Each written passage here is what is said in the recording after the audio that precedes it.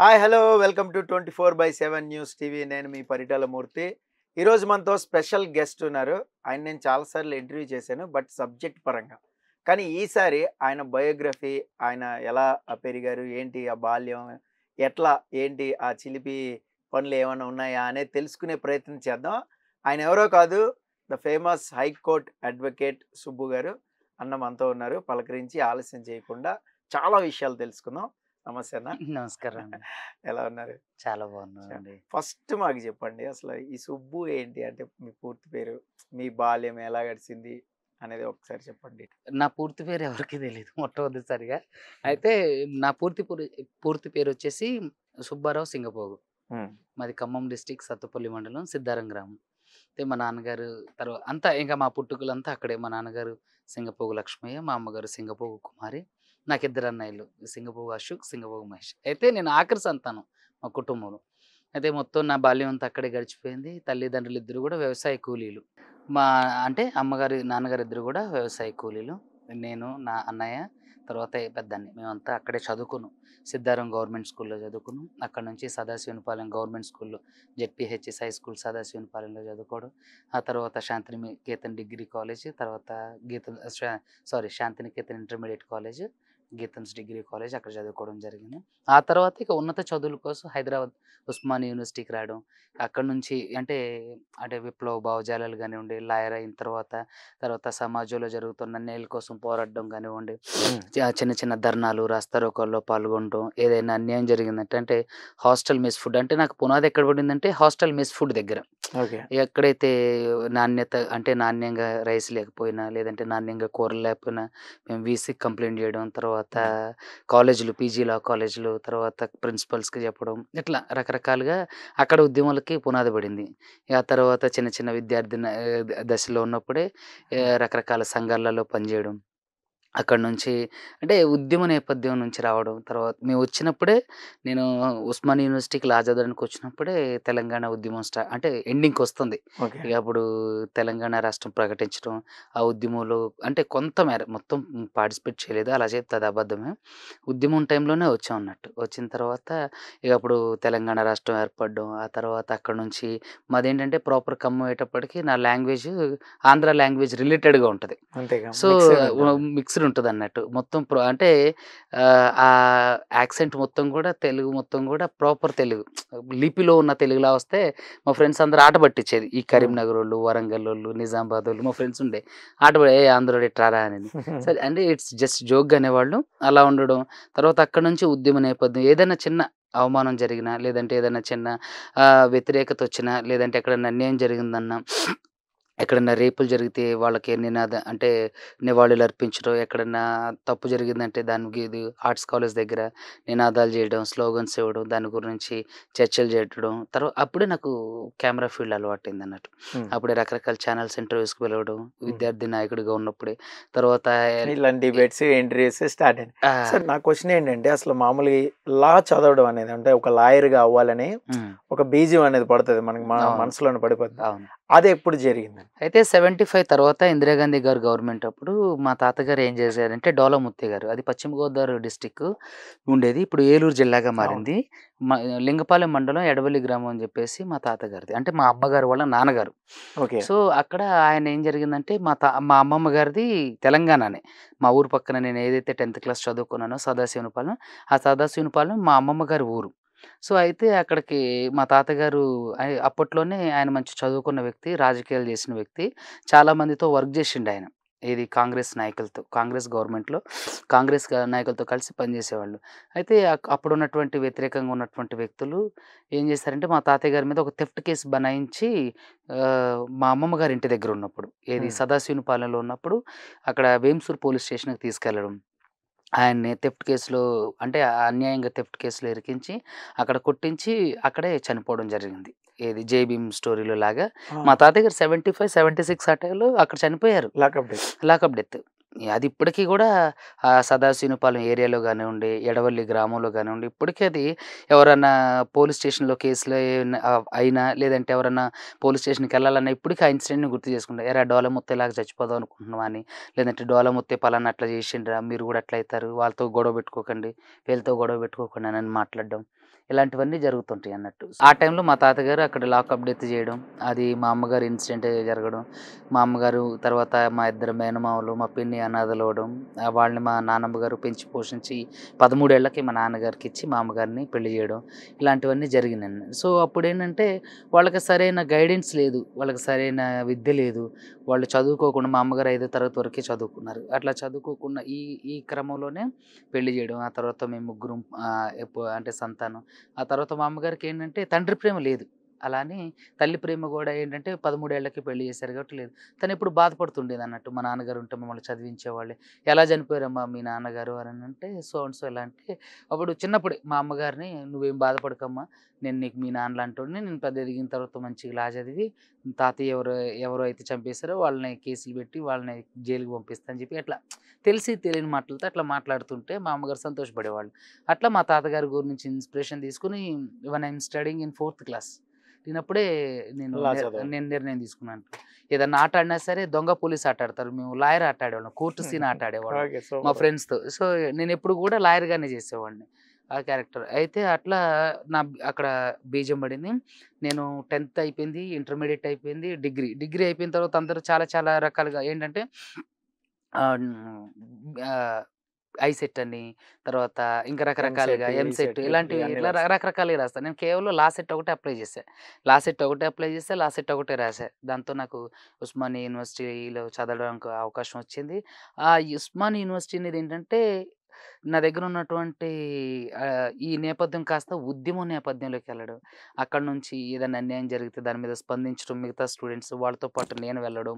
నేను అక్కడి నుంచి ఆ ఉద్యమ చరిత్ర నేర్చుకోవడం. తర్వాత రకరకాలుగా ఏంటంటే, ఇగ అక్కడి నుంచి ఇంకా ఎక్కువ పోరాటాలు చేయడం జరిగిందన్నట్టు. అప్పుడేంటంటే, ఈ నిజామాబాదు, తర్వాత కరీంనగర్ ఇట్లా రకరకాలుగా జరుగుతున్న ఈ క్రమంలో ఇక అప్పుడే లా చదివేటప్పుడే రకరకాల డిస్ట్రిక్ట్స్‌లో ఫ్రీ లీగల్ ఎయిడ్ క్యాంప్స్ పెట్టడం. ఓకే. ఉచిత న్యాయ సలహా కేంద్రాలు పెట్టడం. అక్కడ ఎవరైనా అంటే ఏదైనా అన్యాయం జరిగిందంటే వాళ్ళ మీద వాళ్ళేమైనా వాళ్ళు చెప్పుకోవాల్సినయి ఉన్నా? చెప్పుకోవాల్సుంటే చెప్పుకోవటం. వాళ్ళకి ఫ్రీ లీగల్ ఎయిడ్ క్యాంప్స్ పెట్టడం. వాళ్ళ సమస్యలు ఏయన్నా ఉంటే అంటే చేయడం. అవి కోర్ట్ దాకా తీసుకురావడం. ఏయన్నా సెటిల్మెంట్ అయ్యేయి ఉంటే అక్కడే సెటిల్మెంట్ లాంటివి చేపించడం. ఇంకా రకరకాలుగా అన్నీ గూడా అక్కడే జరుగుతూ ఉండేవన్నట్టు. సో, అట్లా ఆ క్రమంలో అడ్వకేట్ అయిన తర్వాత పీపీ నాగేశ్వరరావు గారి దగ్గర జాయిన్ అయ్యి అక్కడ 6 నెలల వరకు వర్క్ చేసి, అక్కడి నుంచి మా సొంత జిల్లా అయినటువంటి ఖమ్మం డిస్ట్రిక్ట్ సత్తుపల్లి బార్ అసోసియేషన్‌లో మెంబర్‌షిప్ తీసుకొని, నేను సత్తుపల్లి బార్ అసోసియేషన్‌లో అంటే సత్తుపల్లిలో ఒక 6 మంత్స్ వరకు వర్క్ చేశా. ఇక అక్కడ ఇది మనకు సెట్ అయ్యేది కాదు. ఇక్కడ లొకాలిటీ అంతా ఎట్లా ఉందంటే అచ్చిక బుచ్చికలు. ఇక ఈ కాంప్రమైజింగ్స్. కాంప్రమైజింగ్స్. తర్వాత ఏంటంటే ఈ అడ్వకేట్స్, పోలీసులు ఫ్రెండ్‌షిప్స్ అంటే హ్మ్. ఒకే దగ్గర కదండీ! చిన్నదే. అంటే ఇక రకరకాల ఇష్యూస్ అన్నీ ఉంటుంది. ఇంక ఉండకుండా ఎలా ఉంటుంది. ఉండేటప్పటికి ఇది మనకు సెట్ కాదు. ఇక్కడ మనం ఉండలేము. మనం చెయ్యాలి. ఏదన్నా న్యాయం జేయాలంటే హైదరాబాద్ స్థాయిలోనే ఇప్పుడు సత్తుపల్లి అనుకోండి. సత్తుపల్లి మండలం, వేంసూరు మండలం, తర్వాత పెనుబల్లి మండలం అటు ఇట్లా సైడ్ ఉన్నయి ఈ ఒక 5, మాత్రమే 6 ఉంటాయి. మండలాలు మాత్రమే ప్రజలు మాత్రమే వస్తారు. అది హైదరాబాద్ అనుకోండి. అన్ని జిల్లాల్లో ప్రజలొస్తారు. సో, మనం ఇక్కడ గాదు హైదరాబాద్‌కెళ్ళిపోవాలని జెప్పి పానుగంటి విజయ్ గారు ఏజీపీగా వర్క్ జేస్తారు. ఆయన దగ్గర వర్క్ జేశా. తర్వాత ఇండిపెండెంట్‌గా ఇక నేను ప్రాక్టీస్ చేయడం స్టార్ట్ జేశా. ఇక ఆ క్రమంలోనే రకరకాల కేసులు పెద్ద పెద్దోళ్ళ మీద కేసీఆర్ గారి మీద తర్వాత ఇంకా పెద్ద పెద్దోళ్ళున్నారు. వాళ్ళందరి మీద కేసులేయడం, గెలవడం. తర్వాత వాళ్ళు చేసే వైఫల్యాల గురించి సోషల్ మీడియా ద్వారా అవేర్‌నెస్ కల్పించడం. తర్వాత ఇంక అన్నీ ఏంటంటే నా దగ్గరకొచ్చినటువంటి ప్రతి కేసుని గూడా మేము నిర్ణయం తీసుకుందేంటంటే ఎస్సీ, ఎస్టీ, బీసీ మైనారిటీస్ ఎవరైతే ఉంటారో, మళ్ళీ అగ్రవర్ణ పేదలు ఎవరైతే ఉంటారో వాళ్ళందరికీ గూడా 1,00,000 లోపు ఇన్‌కమ్ ఉన్నవాళ్ళు లేదంటే 2,00,000 లోపు ఇన్‌కమ్ ఉన్న వాళ్ళందరికీ గూడా ఉచితంగా న్యాయ హ్మ్. సలహాలివ్వడం, ఫ్రీ. ఉచితంగా కేసులు వాదించటం. తర్వాత వాళ్ళు నిజంగా పేదోళ్ళైతే వాళ్ళకి అంటే మా దగ్గర కొంతమంది ధర్మదాతలున్నారు. ధర్మదాతలంటే ఇప్పుడు ఒక ఇన్‌కమ్ టాక్స్ ఆఫీసర్ ఉన్నారు ఒకాయన. ఆయన పేరు చెప్పడం బాగుండదు. తర్వాత జేఎన్‌టీయూ ప్రొఫెసర్ ఒక ఆయన రిటైర్డ్ ఆయన ఉన్నారు. తర్వాత కొంతమంది మా ఉస్మానియా ఫండింగ్ ఆ! వీళ్ళంతా వాళ్ళ దగ్గర ఏంటంటే రెగ్యులర్‌గా గాదు. ఎలాంటి కేస్ ఎప్పుడైనా వస్తే వేరుగా వచ్చిన ఎవరైతే పిటిషనర్స్ ఉన్నారో వాళ్ళకి భోజనానికి, చార్జీలకి వాళ్ళ ద్వారా ఇప్పించడం. ఇంకా రకరకాల ఇంకా ఇన్‌కమ్ టాక్స్ ఆఫీసర్ ఒకాయన ఉన్నారు ఆయన. ఆయనేంటంటే ఎక్కడికన్నా పెద్ద పెద్ద ఏరియాలు ఇప్పుడు జగిత్యాలకు గాని, కోరుట్ల గానివ్వండి, లేదంటే ఇటు గద్వాల, ఇటు తర్వాత కరీంనగర్ నుంచి ఇటు ఎటైనా దూరం ఏరియాలో ఎళ్ళాలంటే ఆయన ఇప్పుడు మేమంటే ఫ్రీగా అంటే కేసులు చేయగలం గానీ, డబ్బులంటే పెట్టుకోలేము అంతే గదా! కదా. మన దగ్గరే ఎక్కువుండవు. సో, అలాంటప్పుడు ఇన్‌కమ్ టాక్స్ ఆఫీసర్ గాని, తర్వాత ఇంకా ఉన్నారు జేఎన్‌టీయూ ప్రొఫెసర్ సార్, తర్వాత వాళ్ళకి ఒకాయన కొంచెం ఫండింగ్స్ ఏపీ జీవీపీ మేనేజర్ గారు వీళ్ళేంటంటే చార్జెస్ వరకు వాళ్ళు బేర్ చేస్తారన్నట్టు. సార్ ఇట్లా ఉంది కేసు. మీరు కొంచెం హెల్ప్ చేయండి అంటే వాళ్ళు ప్రతిసారి హెల్ప్ చేస్తారన్నట్టు.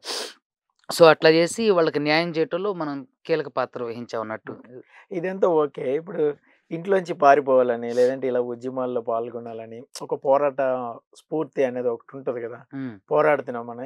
ఈ థాట్స్ అన్నీ ఎలా వచ్చాయి? ఈ వైల్డ్ థాట్స్ కొన్నున్నాయి. అయితే ఇంట్లో నుంచి నేనెప్పుడు పారిపోలేదండి. ఆ! ఇంట్లో నుంచి ఎప్పుడు పారిపోలేదు. ఇంట్లో నుంచి పారిపోవాలన్న ఆలోచన ఎప్పుడు రాలేదు. నేను హ్మ్. చాలా అంటే చాలా అంటే నార్మల్‌గానే అక్కడి నుంచి చదువుకోవడానికి హైదరాబాద్ రావడం. అక్కడి నుంచి అంటే అన్నీ కంటిన్యూస్‌గా అయిపోయినాయన్నట్టు. ఇంట్లో నుంచి ఎప్పుడు పారిపోలేదు. ఇంట్లో నుంచి నాకెప్పుడు పూర్తి సహాయ సహకారాలుండేయి తప్ప ఎప్పుడు ఇంట్లో నుంచి పారిపోలేదు. ఉద్యమం థాట్స్ అనేవి నేను ఉస్మానియా యూనివర్సిటీకొచ్చిన తర్వాతే నాకు ఉద్యమం థాట్స్ గానివ్వండి, నేను స్టూడెంట్ ఆర్గనైజేషన్‌లో పనిజేయడం గానివ్వండి, తర్వాత రకరకాల ఇష్యూస్ మీద పోరాటం చేయడం గానివ్వండి, టీవీ ఇంటర్వ్యూస్, డిబేట్స్, తర్వాత ఆ క్రమంలోనే లాలో అంటే free legal aid camp start చేయాలనే ఆలోచన రావడం. దానికి రకరకాలుగా అంటే గోవింద్ నరేష్ గారు, తర్వాత జేపీ లత గారు, తర్వాత కనకం ప్రమోద్ గారు, ఇట్లా పంగ ప్రణయ్ ఇట్లా రకరకాల డిస్ట్రిక్ట్స్ నుంచి రకరకాల మెంబర్స్ నాకు సపోర్ట్ ఉండేదన్నట్టు. వాళ్ళ ఏరియాస్‌లో, వాళ్ళ గ్రామాల్లో, మా గ్రామంలో ఫ్రీ లీగల్ ఎయిడ్ క్యాంప్ పెట్టాలి సార్ మీరు రావాలి అంటే, మేము చదువుకునేటప్పుడే చాలామంది ఉండేదన్నట్టు. ఎవరు గోవింద్ అనే ఆయన, తర్వాత నక్కా యాదీశ్వర్, తర్వాత శ్రీనివాస్ కలగూర, తర్వాత ప్రవీణ్ అని ఇట్లా చాలామంది ఉండేది మా ఫ్రెండ్స్. వాళ్ళని తీసుకొనెళ్ళి ఫ్రీ లీగల్ ఎయిడ్ క్యాంప్స్ వాళ్ళే పెట్టేవాళ్ళన్నట్టు. అంటే ఒక టెంట్‌లా ఏసి అంటే గ్రామ సభలాగా వాళ్ళ గ్రామ పంచాయతీ ఆఫీస్‌లో పెట్టేవాళ్ళు. కొన్ని కొన్ని సార్లు ఏదైనా ఫంక్షన్ హాల్‌లో పెట్టేవాళ్ళు. ఏంటంటే ఈ ప్రాథమిక హక్కుల గురించి, ఆదేశిక సూత్రాల గురించి, ఫండమెంటల్ రైట్స్ ఇట్లా రకరకాల అంశాల గురించి ఎవరికన్నా ఏదైనా కోర్ట్‌లో కేసు ఉంటే అది ఏ స్థాయిలో ఉంది? తర్వాత ఏం చేయాలి? ఎలా ముందుకు వెళ్ళాలి? ఇట్లాంటి సలహాలు, సూచనలు ఇస్తుండేవాళ్ళం. సో, అది పునాది అనేది ఉస్మానియా యూనివర్సిటీలోనే. ఈ ఉద్యమ నేపథ్యం గానివ్వండి, పోరాడాలి, తెగించాలి, అందరికి న్యాయం జేయాలి, ఫ్రీ లీగల్ కేసులు చేయాలి. ఇట్లా అన్నీ గూడా ఉద్యమ నేపథ్యం అంతా కూడా నాకు ఉస్మానియా యూనివర్సిటీలోనే పురుడు పోసుకుంది. అంటే ఇప్పుడు మనం ఏదైనా ఇప్పుడు పోరాట స్ఫూర్తి కలగడానికి అంటే మనం గూడా ఎళ్ళాలి. హ్మ్. ఇప్పుడు ఫ్రీ క్యాంప్స్‌కి మనం గూడా చెయ్యాలి. హ్మ్. అందరు లాయర్‌లా కాకుండా మనం ఒక సెపరేట్ హ్మ్. యూనిక్ ఎళ్ళాలని ఒక ఇన్సిడెంట్ జరుగుతది మనకి. హ్మ్. ఏదో ఒక సంఘటన. హ్మ్. ఆ సంఘటన నుంచే మనం అవును. మనం రెగ్యులర్‌గా ఎళ్ళొద్దు ఇట్లా ఎళ్దాము అవును. అని ఒక యంగ్ ఏజ్‌లో హ్మ్. మనం చదువుకునేటప్పుడే జరుగుతది. హ్మ్.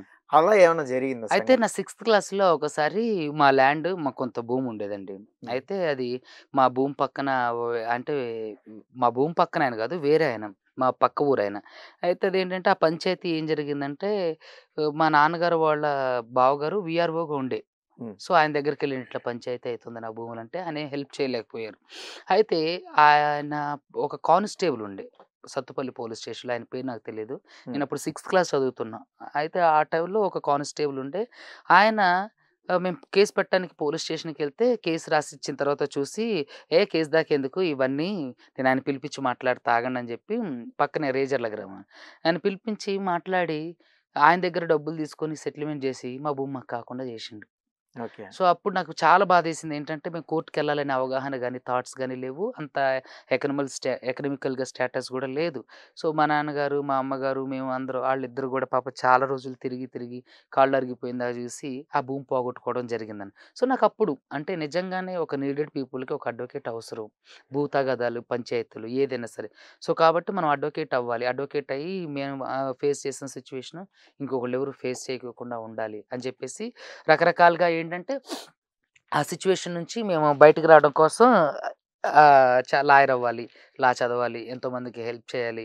సో, ఇలాంటి నీడున్న పీపుల్ అందరికి గూడా మనం సహాయం చేయాలి. మనకులాగా ఎవరో మోసపోకూడదని లా చదవటానికి ఇంకా నాకు బలమైన పునాది పడింది.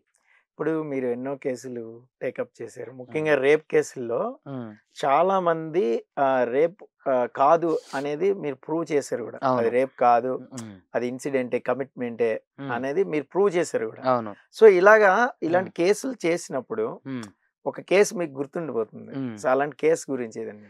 అయితే రీసెంట్‌గా నేను మోస్ట్‌లీ అదేంటో నా దగ్గరికి ఎక్కువగా 376 కేసులు, రేప్ కేసులు, తర్వాత భర్తల కేసులు, 490 కేసులు, చెక్ బౌన్స్ కేసులు, భూమి కేసులు ఇవి వస్తుంటాయి. అందులో ముఖ్యంగా ఈ రేప్ కేసులు, ఈ క్రిమినల్ కేసులు ఎక్కువ వస్తుంటాయి. అయితే రీసెంట్‌గా నేను ఒక కేస్ చేశానన్నట్టు. హ్మ్. ఎలా అంటే ఫేక్ కేస్ ఎట్లా అంటే అబ్బాయిది కరీంనగర్ లోకలే. అమ్మాయిది కరీంనగర్ దగ్గర హ్మ్. రామడుగు మండల్ దగ్గర, గాంధారి దగ్గర లైక్ ఆ హ్మ్. అమ్మాయిది అక్కడ. సో, అయితే ఏంటంటే ఈ అబ్బాయి గ్రూప్ 1కి తర్వాత సివిల్స్‌కి ప్రిపేర్ అయితుండు. సో, ఈ అమ్మాయి ఏంటంటే వాళ్ళకి క్లాస్‌మేట్. క్లాస్‌మేట్ అయితే ఈ అబ్బాయికి ఆల్రెడీ ఆళ్ళ ఈ అమ్మాయి ఇప్పుడు రేప్ కేస్ పెట్టిన అమ్మాయి, ఈ సివిల్స్‌కి ప్రిపేర్ అయ్యే అబ్బాయి, ఈ సివిల్స్‌కి ప్రిపేర్ అయ్యే అబ్బాయి వాళ్ళ లవరు వీళ్ళంతా ఒకటే క్లాస్‌మేట్. హ్మ్. అమ్మాయి రైల్వే ఎంప్లాయీ అన్నట్టు. హ్మ్. ఏది ఈ అబ్బాయి లవరు. సో, ఈళ్ళిద్దరూ ప్రేమించుకుంటున్నారని చెప్పి వీళ్ళ ఫ్రెండ్ ఇంకొక అమ్మాయి ఈ అబ్బాయి మీద ఏం లేకుండానే కనీసం మాట్లాడకుండానే సరిగ్గా ఎటువంటి పరిచయం లేకోకుండానే, ఎటువంటి కాంటాక్ట్ లేకుండానే రేప్ కేస్ పెట్టింది. ఓకే. కరీంనగర్ 2 టౌన్ పోలీస్ స్టేషన్‌లో. సో, నాకేంటంటే చాలా బాధనిపించింది. వాస్తవానికి తెలుసుకుంటే ఆ అబ్బాయి గురించి, ఆ అబ్బాయికి తల్లిదండ్రులు ఎవరు లేరు. అక్క, తమ్ముళ్ళు లేరు, అన్న, చెల్లెలు లేరు. ఒక్కడే ఉంటాడు. వాళ్ళకి పేరెంట్స్ ఉన్నారు. వాళ్ళ తల్లిదండ్రులు ఇద్దరిది లవ్ మ్యారేజ్. సో, అయ్యేటప్పటికేంటంటే ఆ అబ్బాయి ఏడ్చుకుంటూ నా దగ్గరికి వేరే ఫ్రెండ్ ద్వారా నాకు ఈ కేసు రావడం జరిగింది. నా క్లాస్‌మేటే. హ్మ్. సో, అది ద్వారా రావడం జరిగితే మొత్తం తెలుసుకున్న తర్వాత ఏంటంటే ఫాల్స్ అని తెలిసింది. హైకోర్ట్‌లో ఏసి బెయిల్ తీసుకొచ్చి తర్వాత కేసు పూర్వపరాలు పరిశీలిస్తే ఏంటంటే, ఆ అమ్మాయి ఇగోకి పెట్టింది. మీరిద్దరూ కలిసి ఉండకూడదు. నేనెలాగైతే లేని పరిస్థితుల్లో ఉన్నారో మీరు గూడా అలాగే అయిపోవాలి. మీరు జాబులు చేసుకోవడానికి వీల్లేదు అని జెప్పేసి ఆ కేస్‌ని సాల్వ్ చేసామన్నట్టు.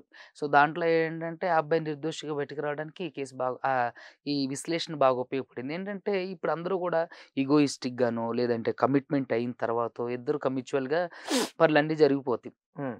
ఇద్దరి మధ్య ఏదో ఒక ఇష్యూ వస్తది. సో, హ్మ్. అట్లా అది రేప్‌కి రూపాంతరం రేప్ చెందుతది కేస్ తప్ప పెడుతూ ఉంటారు. పెడతారు తప్ప నిజంగా రేపులు జరగటం అంటే జరుగుతుంటాయి. కానీ రేపులు జరగటం చాలా అరుదు. అంటే ఇప్పుడు ఒక 100 రేప్ కేసులు అయినాయనుకోండి ఒక పోలీస్ స్టేషన్‌లో ఆ! సంవత్సరంలో. ఆ హ్మ్. 100 రేప్ కేసులలో నాకు తెలిసి ఒక 3, 4 నిజమైన రేప్ కేసులుగా ఉంటాయి తప్ప అంతా? అంతే. ఈ మిగతాయన్నీ అన్నీ గూడా ఫాల్స్ కేసులే. నేను ఓహ్! బలంగా రూఢిగా చెప్పగలను. ఏ డయాస్ మీదకొచ్చి చెప్పమన్నా సరే, ఏ వేదిక మీదకొచ్చి ఇప్పుడు చెప్పమన్నా నాకొక డౌట్ ఉంది. ఏంటంటే ఇప్పుడు రేప్ కేస్ పెట్టంగానే ఇప్పుడు డ్యామేజ్ అనేది ఎవరైతే చేశారో వాళ్ళకి హ్మ్. బాగా జరుగుతది. హ్మ్. సో, ఆ అమ్మాయిని మాత్రం చూపించరు. అలాగే ఆ అమ్మాయి పేర్లు గాని, అయి గాని మీడియాకు, ప్రెస్‌కి కూడా చెప్పరు. హ్మ్. సో, ఇక్కడ ఎప్పుడైతే అబ్బాయిల మీద నింద పడిపోయిందో, హ్మ్. ఇప్పుడు వాళ్ళు అది ప్రూవ్ అయ్యే వరకు జైల్లోనే ఉంటారు. వాళ్ళ జి కెరియర్ అదంతా కూడా పోతా కెరియర్ ఉంటది. సో, పోయినట్టేనండి. అలాంటప్పుడు మీకెలా అనిపిస్తూ ఉంటుందది? ఇప్పుడు నిజంగా చాలా బాధైంది. ఇప్పుడు ఈ హ్మ్. అబ్బాయి కరీంనగర్ అబ్బాయి విషయంలోనే మీరు చూసుకుంటే, హ్మ్. పాపం అతనికి సివిల్స్‌కి ఇప్పుడు అదొక హ్మ్, మాయన మచ్చే మచ్చ. కదా! ఇప్పుడు ఎఫ్ఐఆర్ ఆ ఉన్నట్టే. ఎఫ్ఐఆర్ తర్వాత ఈ గ్రూప్ 1, గ్రూప్ 2 స్టేట్ జాబ్స్‌కి గూడా మచ్చ. ఇంకేది జాబులు చేద్దామన్నా సరే ఆయనకదొక మాయన మచ్చ. తర్వాత ఒక 4 సంవత్సరాల తర్వాత అతను బయటకొచ్చిన తర్వాత అసలైన క్రూషియల్ టైమ్ పోయిన తర్వాత 4 సంవత్సరాల తర్వాత అతను ఏ జాబులకి ప్రిపేర్ అవ్వగలడు? ఏ జాబ్ అతనికొస్తది? సో, అతని జీవితం ఇంతటితో క్లోజ్ అయినట్టే గదా! కాబట్టి ఈ చట్టంలో కొంత మార్పులనేది జరగాలి. ఇప్పుడు ఎస్సీ, ఎస్టీ కేసులో ఎలాగైతే ఎఫ్ఐఆర్ అయిన తర్వాత ఇన్వెస్టిగేషన్ జేసి వెంటనే ఇది ఫాల్స్, ఇది మంచిది, అంటే ఇది ఫాల్స్, ఇది నిజమని ఎట్లా అయితే ఒక ఏసీపీ స్థాయి అధికారి నిర్ణయించి కేసు రాసిన తర్వాత అది అంటే బెంచ్ మీదకెళ్ళి వెళ్తుందా? ఎళ్లి అది తర్వాత యాక్షన్ జరుగుతుందో, ఈ 376లో గూడా ఖచ్చితంగా ఈ యొక్క ఏసీపీ స్థాయి అధికారితో ఎంక్వైరీ జేసి దాన్ని గూడా ఖచ్చితంగా అంటే అన్ని రేప్ రకాలుగా జరిగిందా లేదా? లేదా అని అన్నీ కన్క్లూడ్ జేసుకొని ఒక రిపోర్ట్ అనేది వేయిస్తుండడం వల్ల వాళ్ళ జీవితాలకు ఉపయోగపడతదనేది నాకు అంటే నా నమ్మకం. ఏంటంటే ఒక ఎస్సీ, ఎస్టీ కేసులో ఏ విధమైనటువంటి ప్రాసెస్ ఉందో, ఈ రేప్ కేసులకి అమ్మాయిలకు సంబంధించినటువంటి 354 డి, 354 ఏ ఇలాంటి కేసుల్లో గూడా ఒక ఏసీపీ స్థాయి అధికారి అంటే విచారణ జరిపించి ఇది నిజమా కాదని రూఢిపరిచి కోర్ట్‌కి సబ్మిట్ జేసేలాగుంటే చాలా మంది జీవితాలు సరే ఇనిషియల్‌గా డ్యామేజ్ అయినా తర్వాత తొందరగా రికవరీ అవ్వడానికి అవకాశం ఉంటది. అవకాశం. ఇప్పుడు ఒక సెన్సేషనల్ కేస్ అప్పట్లో మీరు చెప్పారు గూడా నాకు చాలా సందర్భాల్లో. సత్తుపల్లి హ్మ్. చెరువు గట్ట అవును. కేసు. అవును. సో, అది ఎట్లా జరిగిందంటారు అది? అయితే అసల నిజంగా అది అమేజింగ్ థింగ్ అండి. ఎట్లా 2016, 2017 ఐ థింక్ ఉమ్, తామర చెరువు దగ్గర 17. ఇన్సిడెంట్ జరిగింది. సత్తుపల్లి తామర చెరువు దగ్గర. అయితే ఐ థింక్ నాకు తెలిసిన విషయాలు తర్వాత మనం తెలుసుకుందేంటంటే, వాళ్ళు నలుగురు బీటెక్ స్టూడెంట్లు. ఆ అమ్మాయి అంటే మనం ప్రాస్టిట్యూట్ అనలేము. ఉమ్, కానీ ఆ అమ్మాయి అంటే Commitment తో వచ్చింది. కమిట్మెంట్‌తో వచ్చింది. ఉమ్, సో, వచ్చిన తర్వాత వాళ్ళ ఊరోళ్ళు ఎవరో చూసారని చెప్పి ఆమె అరవడం, వీళ్ళు నన్ను రేప్ చేయడానికి వచ్చారని. వాళ్ళంతా బీటెక్ స్టూడెంట్స్. పాపం బీటెక్ కాలేజీ స్టూడెంట్స్ భయపడి ఉంటారు. భయపడిపోయారు. ఆ అమ్మాయి ఏంటంటే కమిట్మెంట్‌తోనే వచ్చింది డబ్బులకి. ఆ తర్వాత ఏమైందంటే, ఆ అమ్మాయి వాళ్ళ ఊరోళ్ళు ఎవరో చూసారని చెప్పి అరిచి రేప్ అయిందని అని చెప్పి అది పెద్ద హెడ్‌లైన్. పెద్ద పెద్ద న్యూస్ ఛానెల్స్‌లో హెడ్‌లైన్స్‌లో వేశారు. పెద్ద పెద్ద వార్తాపత్రికల్లో గూడా. దాంట్లో ఒక అబ్బాయి పాపం సూసైడ్ చేసుకొని చనిపోయిండు. జీవితం కొలాప్స్ అయిందని. ముగ్గురు స్టూడెంట్స్ తర్వాత అది రేప్ కాదు, అది ఇట్లా జరిగింది అని ఇప్పుడు ఏదైతే ఫ్యాక్ట్ ఉందో అది అవ్వడం ద్వారా కేస్ కొట్టేయడం జరిగింది. అంటే ఇక్కడ ఒక అబ్బాయి తన జీవితాన్ని కోల్పోయిండు. సరే వాస్తవానికి వాళ్ళు బీటెక్ స్థాయిలో ఉన్నప్పుడు వాళ్ళకి తెలీదు. సరే డబ్బులకి మాట్లాడుకున్నా, వెళ్ళినా ఏంటంటే వాళ్ళకి తెలియని అంశాన్ని వాళ్ళ జీవితాన్ని ఎఫెక్ట్ చేసేసరికి వాళ్ళ కుటుంబాలు 4 కుటుంబాలు ఫెయిల్ అయినాయి. నలుగురు విద్యార్థుల జీవితాలు ఫెయిల్ అయినాయి. వాళ్ళ చదువు నుంచి సస్పెండ్ చేశారు. ఒక అబ్బాయి చనిపోయిండు. వాళ్ళు కోర్ట్‌కి, పోలీస్ స్టేషన్‌కి కాగ్నిజబుల్ అఫెన్స్ అది. ఉమ్, కాగ్నిజబుల్ అఫెన్స్ అంటే ఒక వ్యక్తి జీవితం మీద ఎంత ఇంపాక్ట్ పడతది చూడండి. అంతే కదా. అలాంటప్పుడు ఇక వాళ్ళ జీవితంలో వాళ్ళు బ్రతుకున్నా వేస్టే. పాపం నేను మొన్న తెలుసుకుంటే ఏవో చిన్న చిన్న ఉద్యోగాలు చేసుకుంటున్నారు. ఒకళ్ళిద్దరు పెళ్లి చేసుకొని కూలి పనులకెళ్తున్నారంట. చూడండి వాళ్ళ జీవితాలు ఎట్లా మలుపు తిరిగినాయి. అంటే మన చట్టం యొక్క ఉద్దేశ్యం ఏంటంటే 100 మంది దోషులు తప్పించుకున్న ఒక నిర్దోషికి కూడా శిక్ష శిక్ష పడకూడదనేది పడకూడదనేది మన ఉంటుంది. భారతీయ చట్టం చెప్తుంది. కానీ ఇక్కడ ఏంటంటే నాకు తెలిసి కొంత పోలీసులు చేసేవి కూడా చాలా ఉంటాయండి. ఇప్పుడు ఇద్దరు పార్టీల మధ్య రాజీ పడ్డా సరే, ఉమ్, ఆ పార్టీయో, ఈ పార్టీయో డబ్బులు ఇవ్వలేదని ఇంకో పార్టీ రాజీకి సిద్ధంగా ఉన్న ఇంకో పార్టీని రాజీకి చేయనివ్వరు. సో, అట్లా కొన్ని కొన్ని విషయాలలో అంటే కొంతమంది పోలీసులు గూడా అట్లా విద్యార్థుల జీవితాలు పాడైపోవడానికి కారణమవుతుంటారు. వాళ్ళు విద్యార్థులుగా ఉన్నప్పుడు పడ్డ బాధల్ని ఆళ్ళు పోలీసులయిన తర్వాత ఆ పెయిన్‌ని అంటే తీసుకోలేరన్నట్టు.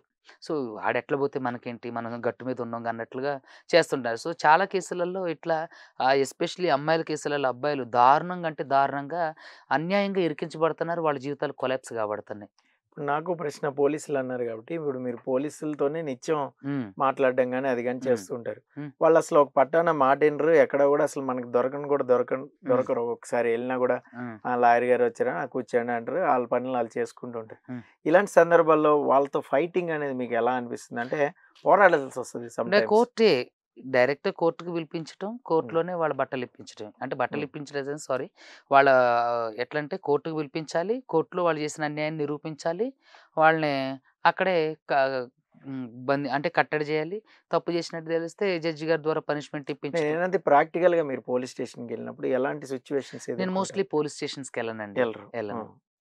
పోలీస్ స్టేషన్‌కెళ్ళను. ఏదన్నా కేసులో తప్పుందని తెలిసిందనుకోండి, ఆ! కోర్ట్ ద్వారానే ఆ పోలీసులకి పనిష్మెంట్ ఇవ్వడానికి అంటే ప్రయత్నం చేస్తుంటా. హ్మ్. లేదంటే పోలీస్ ఉన్నతాధికారుల దృష్టికి తీసుకెళ్ళి వాళ్ళ దగ్గర నుంచి శిక్ష పడేటట్లు చేస్తుంటా. ఇప్పుడేదైనా బెయిల్ హ్మ్. కోసమనో మీ క్లయింట్స్ ఎవరైనా ఉన్నా కూడా బెయిల్ కోసం క్లయింట్స్ దగ్గరికెళ్తే ఖచ్చితంగా పోలీసులకి ఎంతో కొంత సమర్పించుకోవాలండి. తప్పదయితే. కాగ్నిజబుల్ ఆ! అఫెన్స్‌లలో ఆ! తీసుకుంటారు వాళ్ళు. ఇది హ్మ్. పరమ సత్యం. హ్మ్. కాదని ఎవరు నన్ను అనమనండి. హ్మ్. ఎందుకంటే బెయిలొచ్చిన తర్వాత కొన్ని కొన్ని చిన్న చిన్న ప్రొసీజర్స్‌లో వాళ్ళ హెల్ప్ కావాల్సొస్తుంటదన్నట్టు. హ్మ్. సో, అప్పుడు వాళ్ళు ఖచ్చితంగా ఎక్స్‌పెక్ట్ జేస్తారు. హ్మ్. వాళ్ళకి ఖచ్చితంగా ముట్టజెప్పాల్సిందే ఎంతో కొంత. వాళ్ళ వాళ్ళ స్థాయిలని బట్టి. ఓకే. హ్మ్. ఇది అరెస్ట్ వారెంట్‌లలో గూడా ఉంటదా? అరెస్ట్ వారెంట్లు ఏముండదండి. అరెస్ట్ అయిన తర్వాత ఆ! బెయిల్ మీద. వారెంట్స్ ఇష్యూ అయిన తర్వాత స్టేషన్‌కే గదా! ఎళ్తాయి. హ్మ్. కోర్ట్ నుంచి. ఓకే. సో, బెయిలొచ్చిన అలాంటప్పుడు తర్వాత ఆ! అంటున్నారా? ఆ! అదే అంటున్నా. బెయిలొచ్చిన తర్వాత పోలీస్ స్టేషన్ దగ్గరికెళ్తేనే చిన్న చిన్న పాయింట్స్‌లో వాళ్ళ హెల్ప్ అవసరమైతుంటదన్నట్టు. హ్మ్. కొన్ని కొన్ని సార్లు వాళ్ళ హెల్ప్ అవసరం లేకపోయినా ఆళ్ళేం జేస్తారంటే, హ్మ్. మీకు చార్జ్ షీట్‌లో హెల్ప్ జేస్తాను, లేదంటే ఎంక్వైరీలో హెల్ప్ జేస్తాను, ఇంకా రకరకాల విషయాలలో జెప్పి వాళ్ళ వాళ్ళ స్థాయిల్లో కొంత కొంత వ్యక్తి అంటే అక్యూజ్డ్ స్థాయిని బట్టి కొంత కొంత వసూలు జేయడం జరుగుతుంది. అది నిజం. అందరికీ హ్మ్. తెలిసింది. కానీ అందరూ బయట పెట్టరు. నేను బయట పెడతా. ఇప్పుడు ఇంత నిత్యం కోర్ట్‌లని, పోలీసులని ఇలా తిరుగుతూ ఉంటుంటే, హ్మ్. మీరు కోర్ట్‌లో వాదించేటప్పుడు మీరు హ్మ్. ఎలా ఫీల్ అవుతూ ఉంటారో ఒకటి. హ్మ్. ఇంకోటి అసలు ఈ లాయర్ వద్దు వదిలేద్దాం అని ఎప్పుడైనా అనిపించిందా? అయితే లాయర్ వద్దు వదిలేద్దాం ఇదని ఎప్పుడు అనిపించలేదండి. ఆ! అంత మనసుకు బలమైన గాయం ఎప్పుడు అవ్వలేదు. హ్మ్. కాపోతే ఒక్కోసారి అనిపిస్తది ఏంటంటే లాయర్‌లకి ప్రత్యేకమైన చట్టం లేదు. హ్మ్. అడ్వకేట్ ప్రొటెక్షన్ యాక్ట్ అప్లికేబుల్ కాలేదు. ఇంకా అది రివ్యూ అంటే పరిశీలనలోనే ఉంది. సో, ఆ అడ్వకేట్‌ల మీద ఎవరన్నా దాడులు చేసినా దాడులు చేసి. లేదని ఏదైనా నార్మల్ చట్టాల కింద శిక్షిస్తున్నారు తప్ప కొన్ని కొన్ని సార్లు కొన్ని కొన్ని సార్లు అంటే జడ్జి యొక్క ప్రమేయంతో కొంచెం కఠినంగా యాక్షన్ తీసుకోవడం జరుగుతుంది తప్ప, నార్మల్‌గా అయితే అడ్వకేట్‌లకి ఎటువంటి ప్రొటెక్షన్ యాక్ట్ లేదు. సో, అలాంటప్పుడు అనిపిస్తది అడ్వకేట్ అయ్యి ఉపయోగం లేదు. ఎంతో మందికి న్యాయం చేసే మాకే ఏదైనా జరిగితే న్యాయం జరగని అంటే న్యాయం జరగకుండా పోతుంది అని ఒక్కోసారి బాధ అనిపిస్తుంటది తప్ప, లాయర్‌గా ఇక వద్దు ఇక దీని నుంచి వెళ్ళిపోదాం అన్నట్టయితే ఎప్పుడు అనిపించలేదు. అంటే ఇప్పుడు మీరు ఫస్ట్ టైమ్ హ్మ్. లా అయిపోయింది. సో, హ్మ్. మనం ఒక బ్లాక్ కోట్ ఏసుకున్నాం హ్మ్. చక్కగా. హ్మ్. So, court మెట్లెక్కాం. కోర్ట్‌లో ఒక కేసు, సమ్ హ్మ్. కేసు. ఇది వాదించేటప్పుడు ఎట్లా ఫీల్ అయ్యారు ఫస్ట్? చాలా ఎంజాయ్ చేస్తామండి వర్క్‌ని. హ్మ్. వాదించేటప్పుడు చాలా సిన్సియర్‌గా, సీరియస్‌గా వర్క్ చేస్తాం.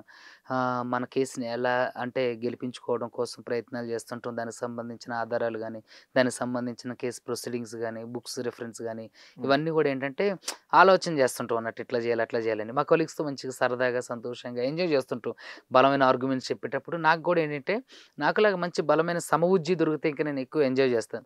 చాలామంది ఏం చేస్తారంటే కొంచెం అడ్వకేట్ అటు ఇటుగా వీక్‌గా ఉన్నవాళ్ళు ఉంటే బావుండు. కొంచెం ఆర్గ్యుమెంట్స్ తక్కువ చెప్పేవాళ్ళు అని. అనుకుంటారు. కానీ నేనెలా ఫీల్ అయితానంటే కేసులు వాదించే విషయంలో అటువైపు కూడా బలమైన వాదనలుండాలి. మంచి అంటే స్టాండర్డ్ ఉన్నటువంటి మంచి ఆర్గ్యుమెంట్ చెప్పగలిగిన అడ్వకేట్ ఉండాలి అని కోరుకుంటుంటాను నేను. అప్పుడే కదా మన శక్తి సామర్థ్యాల గురించి మనకు తెలిసేది. హ్మ్. సో, కోర్ట్‌లో వర్క్‌ని చాలా బాగా ఎంజాయ్ చేస్తూ మా ఫ్రెండ్ ఉండు కలగూరు శ్రీనివాస్ అని అడ్వకేట్. తర్వాత నేను, తర్వాత చందు అని ఇంకొక అబ్బాయి ఉండు. ప్రవీణ్ అని ఇట్లా రకరకాల మా ఫ్రెండ్స్ అందరం కలిసి లంచ్ బ్రేక్‌లో ఎంజాయ్ చేస్తాం. కేసు కోర్టులలోకి ఎంజాయ్ చేస్తాం. మా వర్క్‌ని మేము బాగా ఎంజాయ్ చేస్తాం. కేస్‌ని చేసేటప్పుడు మాత్రం దృష్టంతా కేసు మీద ఉంచి దాన్ని ఎలా గెలిపించాలి, దాంట్లో గ్రౌండ్స్ మనకు అనుకూలంగా ఉన్నవి ఉన్నాయి అవన్నీ తీసి కేస్‌ని ఎలా గెలిపించాలనే ఉద్దేశ్యంతో చాలా గట్టిగానే ఆర్గ్యుమెంట్స్ చెప్పి కేసుని గెలిపించడం కోసం ప్రయత్నం చేస్తుంటాం.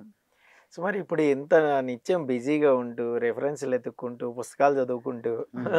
పోలీసులతో మాట్లాడుకుంటూ, ఇటు హ్మ్.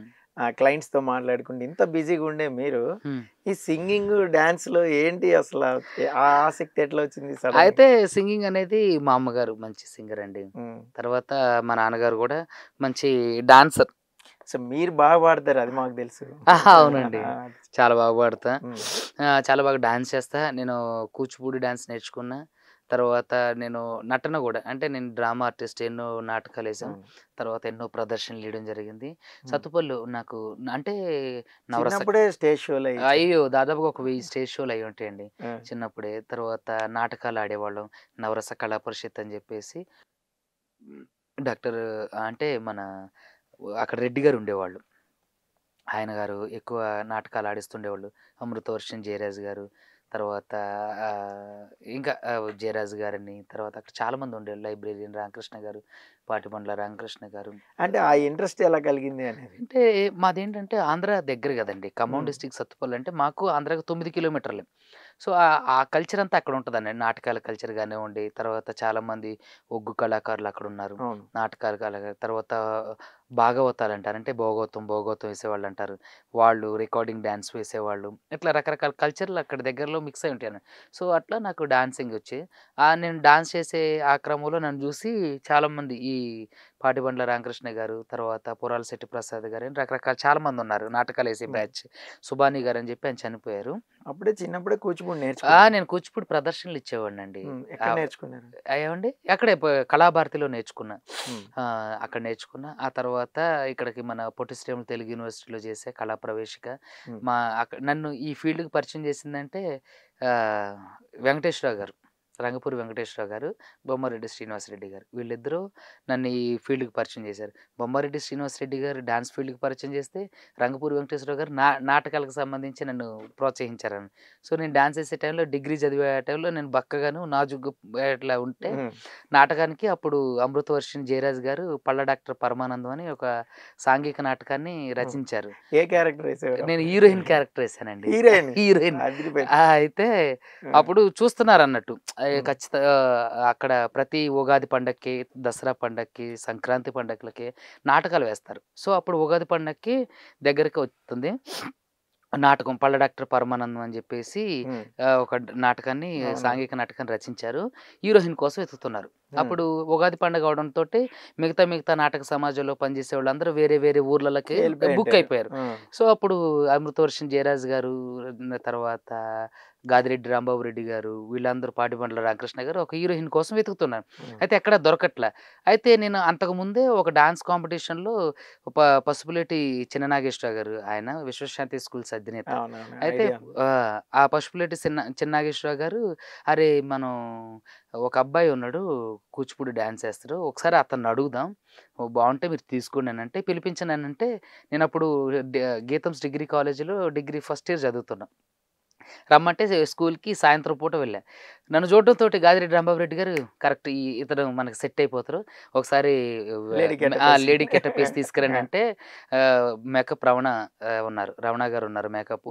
వెంటనే ఎళ్లి మీసాలు తీసేసి గడ్డం మొత్తం క్లీన్ షేవ్ చేసి అమ్మాయి డ్రెస్ ఏసి నాకు మేకప్ ఏసి తీస్తే సేమ్ అమ్మాయిలాగే ఓకే. ఈ పర్ఫెక్ట్. బాబు నీకు 10,000 ఇస్తాం. మనకి ఉగాది పండుగ రోజు నాటకం ఉంది. 10,000 అంటే ఒక్కసారికి నాకు చేతులు షివరయినాయి అన్నట్టు. 10,000 ఒక్కసారి చూడడం అదే ఫస్ట్ టైమ్. అది ఫస్ట్ టైమ్ ఇచ్చేసారు నాకు. అంటే అప్పుడంత డిమాండ్ ఉండేదన్నట్టు. అప్పుడు లేరు గదా! ఆడవాళ్ళు ఎవరు లేరు క్యారెక్టర్లు జేయడానికి. అయితే అయ్యేటప్పటికి డ్రామాలు కూడా తక్కువ అప్ అయిపోయినాయి ఆ! అప్పుడు. డ్రామాలు ఇప్పటికి ఏస్తారండి. మా సత్తుపల్లి, ఉమ్, కందుకూరు, తర్వాత చింతలపూడి, ఏలూరు ఇట్లా రకరకాల ఈ ఏరియాలలో జంగారెడ్డిగూడెం, తాడేపల్లిగూడెం ఈ ఏరియాస్‌లో ఇప్పటికి డ్రామాలేస్తారు. అయితే డ్రామా ఏస్తుంటే 10,000 ఇచ్చేసరికి నాకు కాళ్ళు చేతులు వణికినాయి. అంటే 10,000 చూడటం అదే ఫస్ట్ టైమ్. సో, అయ్యేటప్పటికి రోజు ఎళ్లి చేస్తుంటే అప్పుడు అమ్మాయి వేషం అయింది. వేయటం అయింది. ఉగాది పండుగ రోజు కళాభారతిలో ప్రదర్శన ఇవ్వడం అయింది. ఉమ్. బీభత్సంగా అది హిట్ అయిందన్నట్టు. అక్కడ ఉన్న రెస్పాన్స్ అదిరిపోయింది. ప్రముఖులందరూ గూడా అందరూ వచ్చి నాతో సెల్ఫీలు దిగటం ఇయన్నీ చేశారన్నట్టు. ఫోటోలు దిగటం ఇయన్నీ దిగితే నాకు చాలా బా అనిపించింది. ఆ తర్వాత ఇంకొక నాటకం వచ్చింది. అదేంటంటే బాలనాగమ్మ నాటకం. అది ఉమ్, ఏంటంటే సాంఘిక నాటకం అది గూడా. అవును. సారీ అది ఏమంటారు పాతకాలపు నాటకం అన్నట్టు. అదే సో, పల్నాటి చరిత్ర. అయితే పాతకాలం క్యారెక్టర్‌లు చేయాలి అదంతా గూడా. అయితే సాంఘిక ఈ నాటకాలు ఇవన్నీ ఆడే ఆ క్రమంలో ఏంటంటే బాలనాగం అది క్యారెక్టర్ వచ్చింది. దాంట్లో నన్ను పెట్టారు మళ్ళీ. ఉమ్, సంగు క్యారెక్టర్. ఉమ్, అంటే బాలనాగమ్మ క్యారెక్టర్‌లో మాంత్రికుడికి అంటే ఉంపుడు గత్తె అన్నట్టు. ఈయన గూడా వేరే దగ్గర నుంచి ఎత్తుకొచ్చి బందీగా పెట్టుకుంటాడు సంగు క్యారెక్టర్‌లో. ఓకే. ఆ సంగు క్యారెక్టర్ ఓ, Balanagamma. Okay, Balanaga. Right right. బాలనాగంలో సంగు క్యారెక్టర్ కోసం చూస్తున్నారు. అప్పుడు అక్కడ ఒక సీనియర్ ఆర్టిస్ట్ ఉన్నారు. ఆవిడ చింతామణి నాటకాలు బాగా ఆడతారు. ఆవిడనే బాలనాగమ్మ క్యారెక్టర్ పెట్టి లవర్ క్యారెక్టర్ సంగుకి నన్ను తీసుకున్నారు. అది కూడా బీభత్సంగా హిట్ అయిందన్నట్టు. బీభత్సంగా హిట్ అయింది. మాకందరికి సమీక్షా సమావేశం నాటకాలన్నీ అంతా అయిపోయిన తర్వాత ఒక దగ్గర సమీక్షా సమావేశం పెట్టుకొని లోటుపాట్ల గురించి అన్నిటి గురించి మాట్లాడుకొని సక్సెస్ గురించి మాట్లాడుకొని భోజనం చేసి వెళ్ళిపోతారు. అక్కడికి వచ్చిన వాళ్ళందరూ కూడా ఇక వాళ్ళ రకరకాల నాటక సమాజాలు లలిత కళాతోరణం వాళ్ళు రంగపూరి వెంకటేశ్వరరావు గారు వాళ్ళు లలిత కళాతోరణం అదొక పెద్ద అది. సో, అందులోకి కూడా మాకు నాటకాలు ఆడడానికి కావాలని చెప్పి ఇక అట్లా దాదాపుగా 5 సంవత్సరాల్లో ఒక 100 నాటకాలు ఆడా. ఈ తర్వాత హీరోగా నాటకాల్లో హీరోగా నగ్నశిల్పం అంటే డ్రామాలో ఒక పెద్ద రోలు. తర్వాత 'పళ్ళ డాక్టర్ పరమానందం', 'బాలనాగమ్మ' ఇంకా చాలా నాటకాలు ఆడాము. గుర్తులేవు. ఒక 100 నాటకాల పైనే కంప్లీట్ చేసినా హీరోగా, తర్వాత ఫ్రెండ్‌గా, తర్వాత ఆర్టిస్ట్‌గా, తర్వాత అందులో అరటిపళ్ళు అమ్ముకునే క్యారెక్టరు. ఇట్లా రకరకాల క్యారెక్టర్‌లు దాదాపుగా ఒక 100 నాటకాలు వేయటం ద్వారా ఇక నాకు నాటకాలంటే బాగా పిచ్చి పెరిగి నటన మీద ఆసక్తి కలిగి పొట్టి శ్రీరామ్ హైదరాబాద్ పొట్టి శ్రీరామ్ తెలుగు యూనివర్సిటీలో థియేటర్ ఆర్ట్స్ చేయడం జరిగింది. సో, అక్కడి నుంచి సినిమా ఇండస్ట్రీ వాళ్ళతో పరిచయాలు అవ్వడం, చిన్న చిన్న సినిమాలలో యాక్ట్ చేయడం, తర్వాత పెద్ద సినిమాల్లో క్యారెక్టర్ ఆడడం. ఇప్పుడు కొన్ని సినిమాలు రిలీజ్‌కున్నాయి. సూపర్. నాటకాలు ఆడే పద్యాలు కూడా పాడేవాళ్ళ? పద్యాలు కూడా పాడేవాళ్ళం అండి. ఒకటి పాడండి మాకు. మర్చిపోయానండి. పోనీ మీరు సింగర్ కదా, సో ఏదైనా ఒక పాట పాడండి. సింగర్ అంటే మీకు తమిళ్ ఓకేనా? ఏ లాంగ్వేజ్ అయినా పర్లేదు. గొంతు వినాలి మేము అంతే. ఏమండి? మీ గొంతు వినాలి. అయితే మీకు మన ఏఆర్ రెహమాన్ గారిది ఒకటి సాంగ్ ఉందండి. ఏది 'కన్నులతో చూసేది గురువా' తెలుసు కదా, అది తమిళ్ వెర్షన్. పాపమ పని పమ పని పమ గమ ప సగసని పని పమ గమ గస గమ పాపమ పని పమ పని పమ గమ ప సగసని పని పమ గమ గస గమ తకడ తకడ తక ధిం తకడ తకడ తక ధిం తకడ తకడ తక ధిం తక జం తకడ తకడ తక ధిం తకడ తకడ తక ధిం తకడ తకడ తక ధిం తక జం கண்ணோடு காண்பதெல்லாம் தலைவா కన్గలకు చుందమిల్లై నీ கண்களுக்கு சுந்தமில்லை கண்ணோடு மணியானால் எதனால் கண்ணை விட்டு பிரிவதில்லை நீ கண்ணை விட்டு பிரிவதில்லை தாக்கர் தாக்கர் தாக்க திம் தாக்கர் தாக்கர் தாக்க திம் தாக்கர் தாக்கர் தாக்க திம் தக்க ஜம் తాకర్ తాకర్ తాక ధిమ్ తాకర్ తాకర్ తాక ధిమ్ తాకర్ తాకర్ తాక ధిమ్ తక జం ఇట్లా సూపర్ భయ్య అసలు ఎరగదీస్తారు ఇంకా ఏమైనా పాటలు పాడారా ఈ మధ్య అంటే నేను ఫోక్ సాంగ్స్ అలా అంటే చాలా ఇష్టం అండి నాకు విప్లవ గీతాలు అంటే ఎక్కువ ఇష్టం సో ఎక్కువగా విప్లవ గీతాలు వింటుంటా లలిత సంగీతం తర్వాత క్లాసికల్ మ్యూజిక్ అంటే కూడా బాగా ఇంట్రెస్ట్ సో ఏంటంటే పాడుతుంటాంలే కానీ ఇప్పుడు అంత రాగ సాధన ఏం చేస్తలేము నేర్చుకున్నారా ప్రొఫెషనల్ గా అంటే అప్పుడే పట్టు శ్రీరాములు తెలుగు యూనివర్సిటీలో నేను డాన్స్ క్లాస్కి వెళ్ళేటప్పుడు పక్కన సంగీతం క్లాస్ కూడా ఉండేది అన్నట్టు సో అక్కడ మాస్టర్ గారితో మాట్లాడుతుంటే నేను చాలా జోబియల్గా ఉంటుండేవాడిని జోబియల్గా ఉండి అందరి సార్లతో మాట్లాడుతుంటే రాసు బుక్ కూర్చోంటుంటే వాళ్ళు పాడుతుంటే వినేవాడిని సో అట్లా దాదాపుగా నేను కూడా 2 సంవత్సరాల వరకు కూడా రాగ సాధన చేశాను పాటలు బాగా పాడతా ఆల్ టైప్ ఆఫ్ సాంగ్స్ అన్ని బాగానే పాడతా గమకాలు వచ్చు ఇదంతా ఇంకా లైట్ మ్యూజిక్ అయితే దంచి కొడతాం విప్లవ గీతాలు ఇష్టం కదా మా కోసం ఒకటి పాడండి మంచిది అయితే దద్దరిల్లిపోయేలాగంటే అంత బెల్లి లలితక్క గురించి అంటే మా రోజు వీరన్న గాని కానివ్వండి ఈ తర్వాత ఈ రకరకాల అన్ని బెల్లి లలితక్క గారి గురించి మా రోజు వీరన్న గారి గురించి బాగా వింటుంటా అన్నట్టు బెల్లి లలితక్క గారి గురించి ఒక పాట అన్నట్టు విప్లవ గీతం ఉద్యమాల తొలి పొద్దువని ఎగిరే ఎర్రని జెండవని భువనగిరి సింధూరమని చెదిరిపోయిన మా చెల్లెవని అలుపెరుగని పాటవే బెల్లి లలితక్క నీ పాటకు ప్రణవిల్లెనే నింగిలు ప్రతి చుక్క అలుపెరుగని పాటవే బెల్లి లలితక్క నీ పాటకు ప్రణవిల్లెనే నింగిలో ప్రతి చుక్క ఉద్యమాల తొలి పొద్దువని ఎగిరే ఎర్రని జెండవని భువనగిరి సింధూరమని చెదిరిపోయిన మా చెల్లెవని ఓ ఓ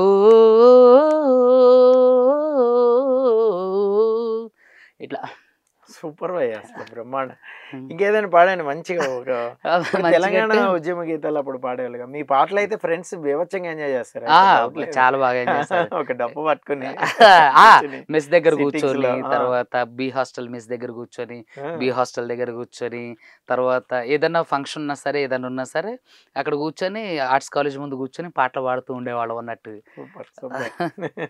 ఒక మంచి పాట పాడండి ఇంకా మంచి పాట అంటే మీకు స్వర్ణక సినిమా మీరు చూసారు కదండి స్వర్ణక సినిమాలో ఒక పాట పాడతాం ఏంటంటే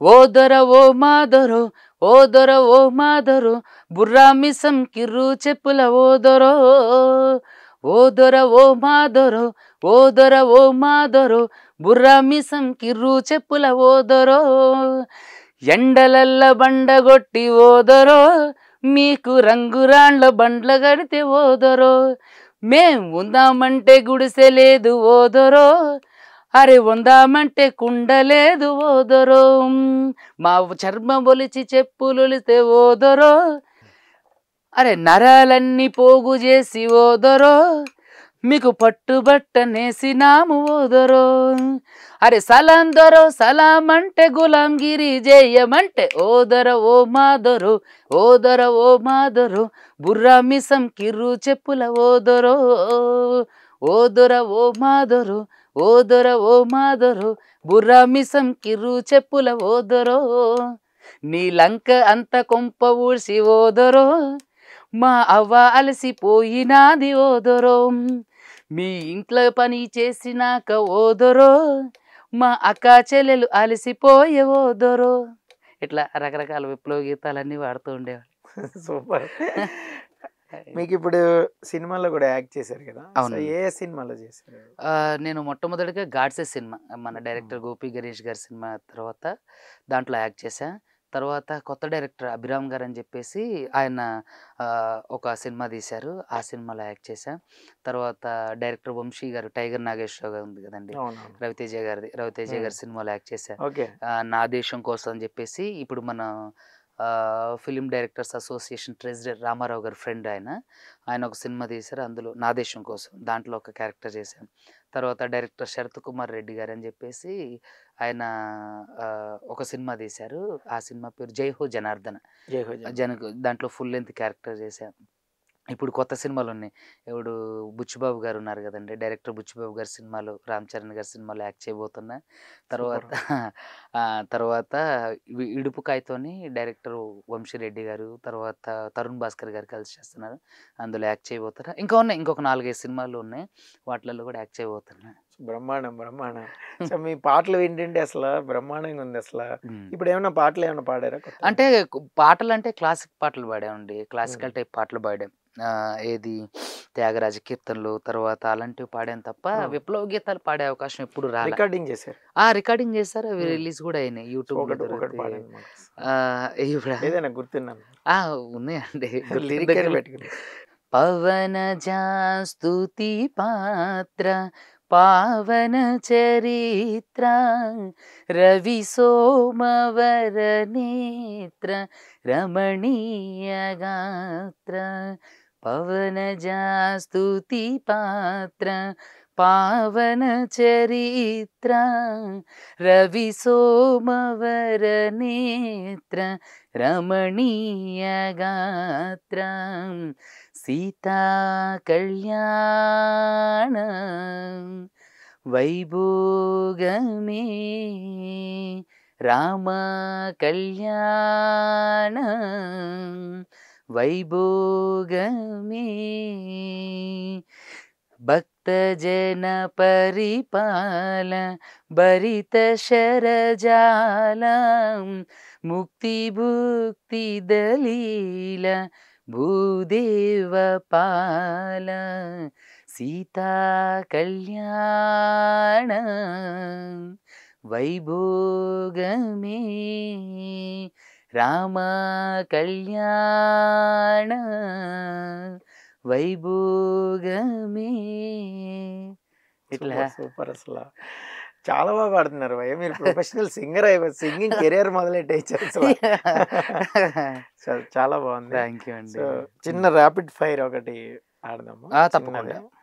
సో మీకు బాగా ఇష్టమైన వంటకం ఏంటి? నాకు బాగా ఇష్టమైన వంటకం అంటే పప్పు, తర్వాత ఇక ఆవకాయ చట్నీతో రైస్, పప్పు మనకి మంచిగా అన్ని వెజిటేబుల్స్ వేసి చేస్తారు చూడండి పప్పు, చిక్కగా ఉండాలి అది, అంటే చారులా కాకుండా అది. ఈ తర్వాత పెరుగన్నం, ఈ 3 కాంబినేషన్ ఐ లైక్ అసలు.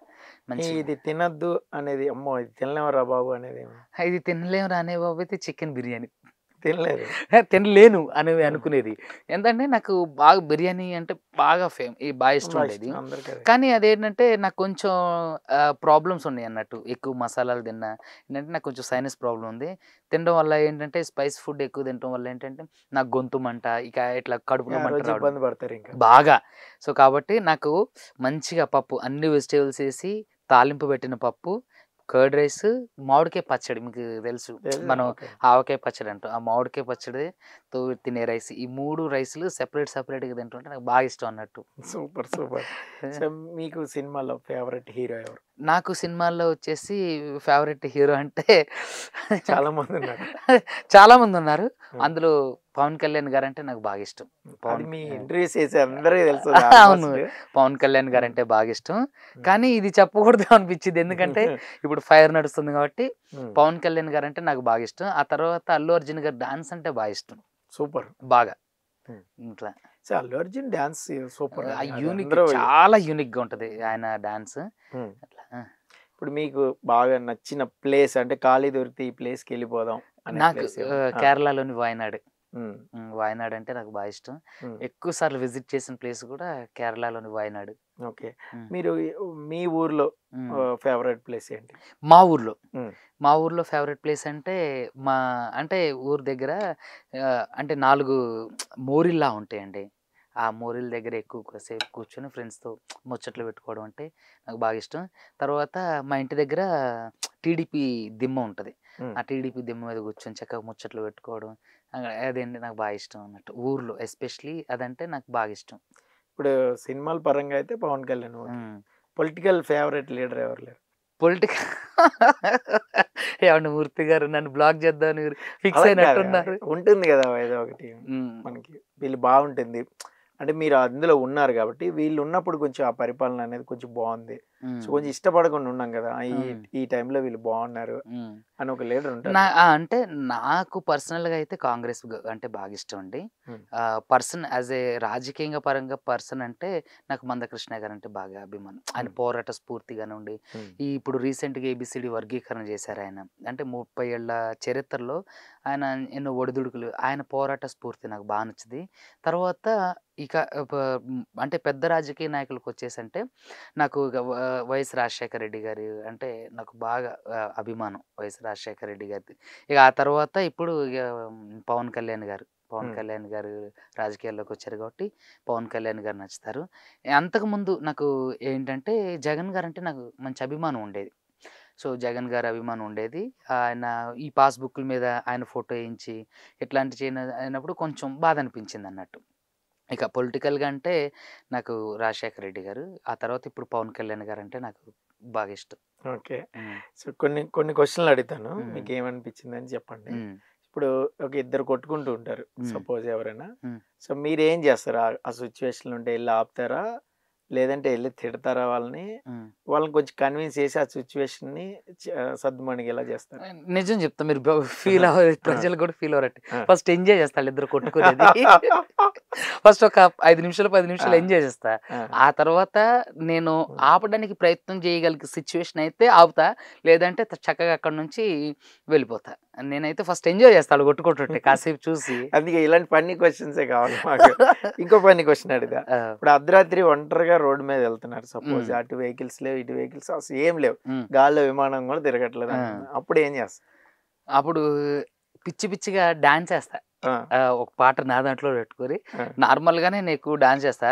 అక్కడ ఆ చుట్టుపక్కల ఎవ్వరూ కనిపించలేదు అనుకోండి, పిచ్చి పిచ్చిగా డాన్స్ చేస్తా, నేను నాకు నచ్చినట్టు పాడుకుంటా, ఇక గెంతుతా. ఎందుకంటే నేను బయటకి ఎక్కడికన్నా వెళ్ళినా సరే చాలా మంది గుర్తుపడుతుంటారు, ఈయన అడ్వకేట్ సుబ్బు కదా, ఈయన ఇది కదా అని. సో ఏంటంటే ప్రజల నుంచి అట్లా ఎవరూ లేని ప్రదేశం ఉంటే ఖచ్చితంగా ఫస్ట్ డాన్స్ చేస్తా, పిచ్చి పిచ్చిగా నాకు ఇష్టం వచ్చినట్టు ఎగురుతా. సో ఒంటరిగా ఒక రూమ్ లో బంధించారు అనుకోండి, అప్పుడు ఒంటరిగా ఒక రూమ్ లో బంధించారంటకు చక్కగా దుప్పటి కప్పుకొని నిద్రపోతాండి. నిద్రే నిద్ర లేదు, ఆప్షన్ లేదు, అప్పుడు ఇక ఆప్షన్ లేనప్పుడు ఇంకేమవుతుందండి, గట్టిగా అరవడమే, ఇంకా గట్టిగా అరవడం, లేదంటే పాటలు పాడుకుంటా. ఇప్పుడు మీరు ఏదైనా సపోజ్ జైలుకి వెళ్ళాల్సిన సిచ్యువేషన్ వచ్చింది, లేదా ఒక పనిష్మెంట్ తీసుకోవాల్సిన సిచ్యువేషన్ వచ్చింది అనుకో, అప్పుడు మీరు దాన్ని ఎలా ఫేస్ చేస్తారు? చాలా ఆనందంగా ఫేస్ చేస్తా అండి. ఎందుకంటే అంటే మీ తప్పు లేకుండా, నా తప్పు లేకోకుండా అయితే ఖచ్చితంగా ఐ విల్ డెఫినెట్లీ నేను ఖచ్చితంగా డిఫెన్స్ చేసుకుంటా. డిఫెన్స్ చేసుకునే పరిస్థితి దాటిపోయి ఒకవేళ నేను నిజంగా జైలుకి వెళ్తే ఆ జైలు జీవితాన్ని కూడా ఎంజాయ్ చేస్తా. అంటే అక్కడ ఉన్న ఇప్పుడు మనకి ఒక కొత్త ప్రపంచం, అదొక కొత్త వరల్డ్ లైక్. సో అక్కడికి వెళ్ళినప్పుడు ఇప్పుడు నార్మల్గా ఉన్న జీవితం విలువ అక్కడికి వెళ్ళినప్పుడు కూడా తెలుస్తుంది. సో అక్కడ నేను ఎంజాయ్ చేస్తా అంటే ఆ పరిస్థితులకు అనుగుణంగా ఉండడానికి ప్రయత్నం చేస్తా. మోస్ట్లీ అక్కడ ఉన్న ఎవరైతే బాధితులు ఉన్నారో వాళ్ళతో మాట్లాడడం, వాళ్ళకి ఓదార్పు ఇవ్వడం, లేదంటే అక్కడ ఏదైనా సర్వీస్ ఉంటే వాళ్ళకి ఫుడ్ పెట్టడం కానీ, వండడంలో హెల్ప్ చేయడంలో కానివ్వండి, లేదంటే ఏమన్నా మొక్కలు పెంచడం ఇలాంటివి ఉంటే వాటిని కూడా ఎంజాయ్ చేస్తాను. అంటే ప్రతికూల పరిస్థితుల్లో కూడా నేను ఆనందాన్ని వెతుక్కోవడానికి ప్రయత్నం చేస్తా. అనుకూల పరిస్థితికి అనుగుణంగా మార్చుకుంటా అన్నట్టు. సో మీకు బాగా కోపం వచ్చింది అనుకోండి సపోజ్, అప్పుడు ఏం చేస్తారు? బాగా కోపం వచ్చిందంటే ఫస్ట్ చక్కగా నాకు నచ్చిన ఫుడ్ ఏదైనా పెట్టుకొని తినేస్తానండి. ఎవరి మీద చూపించలేను, ఎవరి మీద ఫుడ్ తినేస్తా. కోపం వస్తే ఇక అరవడం, లేదంటే వాళ్ళని కొట్టడం తిట్టడం ఏం చేయరు? ఏం చేయనండి, వస్తువులు విసిరేయడం. వస్తువులు ఏం విసిరేనండి, ఎందుకంటే చాలా ఇప్పుడు అన్ని కూడా ఏంటంటే చాలా కాస్ట్లీ మొబైల్స్ నా దగ్గర ఉన్నాయని, కాస్ట్లీ అవి మళ్ళీ పోతే కొనుక్కోలేను. సో కాబట్టి సైలెంట్గా చేయగలిగిన పని ఏదైనా ఉందంటే వెళ్ళి ఏదైనా ఫుడ్ మొత్తం పెట్టేసుకొని తినేసి దుప్పటి కప్పుకొని నిద్రపోతా.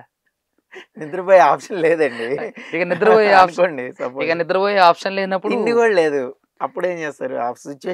ఆ సిచ్యువేషన్ వచ్చినప్పుడు మాత్రం ఇక పిచ్చి పిచ్చిగా ప్రవర్తిస్తానేమో.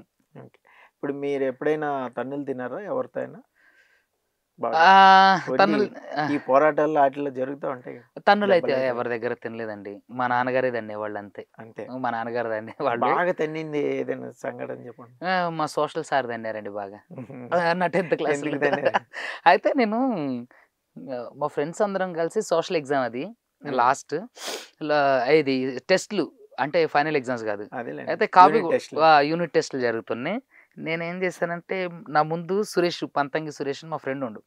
వాడు దాంట్లో చూసి కాపీ కొడుతున్నా. అరే కొంచెం చూపించరా అని అంటే ఆడసలు ఎవరికీ చూపించడు. అయితే వాడితో కొంచెం బెదిరించానట. నేను స్కూల్ ప్రెసిడెంట్ లేడు ఎస్‌పీఎల్‌గా ఉండే. చూపియపోతే నిన్ను ప్లెడ్జ్ చెప్పడానికి పిలుస్తారంటే ఎందుకొచ్చిన గొడవ వీడతని కొంచెం పేపర్ పక్కన జరిగి రాస్తుంటే మా సోషల్ సార్ వచ్చి పిచ్చ బీభత్సంగా కొట్టేసిండు. అదొకటి. చెవుల నుంచి వేడి గాలి వచ్చిందండి బాబు. మీరు ఎవరినైనా కొట్టారా కొట్టానండి. చిన్నప్పుడు? చిన్నప్పుడు ఏం కొట్టలేదు. ఇక్కడ ఉస్మానియా యూనివర్సిటీకి వచ్చిన తర్వాత తోపులాట జరిగితే అంతే ఒక కానిస్టేబుల్ని కొట్టా. పోలీసుని కొట్టారు. ఉమ్. అదేమన్నా పెద్ద ఇష్యూ అయిందా? కేసు కూడా అయిందండి. కేసు కూడా అయింది. పోలీస్ కానిస్టేబుల్ని కొట్టా. కొట్టారు. ఎందుకు అంటే కొట్టారు? ఎందుకు కొట్టానంటే ఒక ఆడపిల్లని ఇట్లా మొత్తం ధర్నా చేస్తాను. ధర్నా చేస్తుంటే ఒక అమ్మాయిని ఇట్లా లాగి ఇట్లా వేసేసిండు. ఆ అమ్మాయి కింద పడింది. కింద పడితే ఇక పోనీలే ఇదంతా కామన్లు అనుకుంటున్నాం. మేము అరుస్తూనే ఉన్నాం. బూతులు తిట్టేస్తాడు. ఆవేశం ఆవేశం బూతులు తిడితే లాగి కొడితే పడిపోయాడు. ఇట్లా బాగా లాగి కొట్టాను. గట్టి కొడితే పడిపోయాడు. పడిపోతే మంచినీళ్ళు లాగిచ్చారు. అందరినీ మళ్ళీ మీరే? మేం కాదు, వేరే అసలు మేము పట్టించుకోలేదు. మా పనిలో మేమే ఉన్నాం, అరుస్తున్నాం, నినాదాలు చెప్తున్నాం. అప్పుడు విసి రామచంద్రం గారు ఉన్నారు ఆ టైంలో. అయితే తెలంగాణ గవర్నమెంట్కి ఎగెన్స్ట్ కానీ కేసీఆర్కి ఎగెన్స్ట్గా జరుగుతుంది అది. జరుగుతుంటే వచ్చి చేస్తే కానిస్టేబుల్ కొట్టే అది అయింది. 353 కేసు అయింది. కొట్టేశారులేండి. సో అది మీ గురించి మొత్తం తెలుసుకున్నాం మేము. మీ వాల్యుబుల్ టైం మాకు ఇచ్చారు అన్న. చాలా థ్యాంక్ యూ సో మచ్. మీరు ఇంకా ఇలాగే ఫ్యూచర్ లో చాలా సాధించాలని మేము కోరుకుంటున్నాం. మా ఛానల్ సపోర్ట్ ఎప్పుడు మీకు ఉంటుంది. సో అది చూసారు అడ్వకేట్ సుబ్బు అన్నతో ఇంటర్వ్యూ. సో మరో గెస్ట్ ఇంటర్వ్యూతో మళ్ళీ కలుసుకుందాం. This is Paritala Murthy signing off. By by.